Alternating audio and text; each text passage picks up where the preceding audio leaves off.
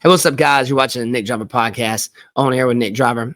The Nick and Ken show will return next week. We're going over some different ideas, and he's in the midst of moving. So we'll start back next week with the Nick and Ken podcast again. So you guys tune into that. Hit subscribe, ring the bell. Helps our small channel grow. So thank you, guys. So if you guys haven't heard the Oliver Anthony song, Richmond, North of Richmond, go check it out. And then come back to this video. That's what this video is about. It's actually a discussion more about the actual liberal media, how the mainstream media actually is treating this song, which is awkward, but it's not surprising. So if you guys check out this article by Variety, it says Oliver Anthony's Richmond, North of Richmond is an instant smash amongst conservatives, while progressives wonder if he's a plant. Is viral sensation Oliver Anthony too good to be true, too right to be true, or an authentic working class hero, which is something to be? Since the Virginia native's Richmond, North of Richmond song began taking off from out of nowhere less than a week ago, the Appalachian country folk singer has been acclaimed by freshly minted fans as a phenomenon of the people and accused by distractors of harboring ugly right-wing attitudes or suspected of being an industry plant. The suspicions of progressive music fans have largely to do with the vast numbers he's racked up as an independent artist with supposedly no industry backing whatsoever. The Richmond video, hosted not on his own page, but that of a site that promises, quote, real music, real people, real culture, has racked up 12 million views in 6 days. The rare-bearded upstart has accumulated 341,000 Twitter X followers within days of registering on the site. On the iTunes download chart, he has top 3 songs as of this writing and 5 of the top 10.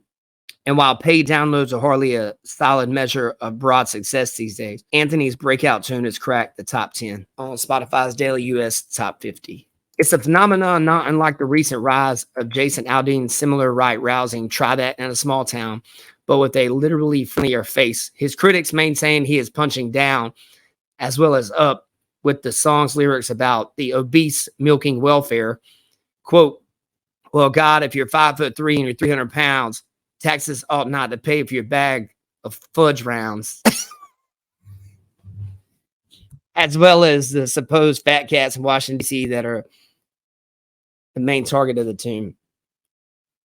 So with this whole article, man, the whole issue with it is Rolling Stone has another one that's very similar. It's like these publications just get together and they push the same story.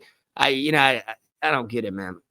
Clearly there's something going on there behind the scenes, and there's like one person telling everybody what to say, but it's a song more about how people are feeling the disgruntled about how much everything costs right now, how much, it is to go to the grocery store. You don't go to the grocery store without spending over $100 right now, and you don't even leave with hardly anything, so I don't see how the song is political, other than people like liberal media making it political. But I've been a target of these types of attacks too. Years back, I had a song by no means reached the level this one did, by no means, but it's called This World Keeps a Little More Love, and it was target of this stuff too. There's nothing you can do to not upset these people. But this is what CNN, Variety, and Rolling Stone does. They pander to their base all the time. But there's been several artists that have generated way more views in this song that aren't signed. I mean, so you got Adam Calhoun,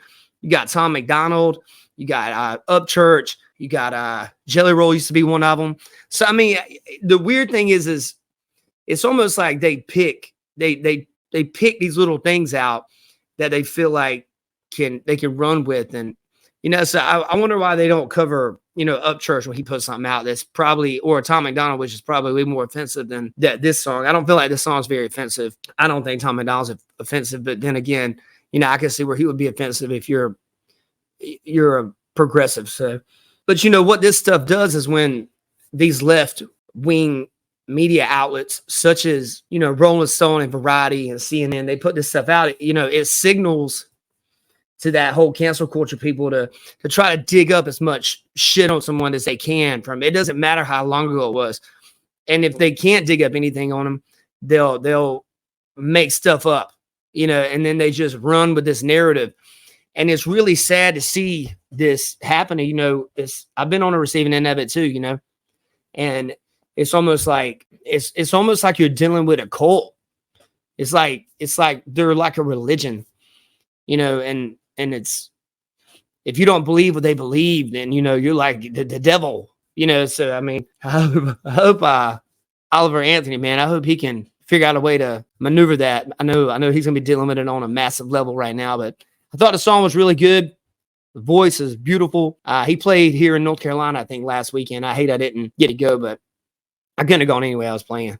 But, you know, I think it's a good song. I look at it as just a popular type song. I don't think it's a political song. Some people might think it's a political song. Of course, you know, Variety and CNN and Rolling Stone and MSNBC, they're gonna think it's somehow probably racist. I'm sure he's a bigot somehow. But I thought it was a really good song. You guys have a blessed day. Take care. Nick and Ken show starts back next week. And congratulations to Oliver Anthony on his success. He's #1 on iTunes right now. So congratulations to you, man. You guys have a great day. Take care.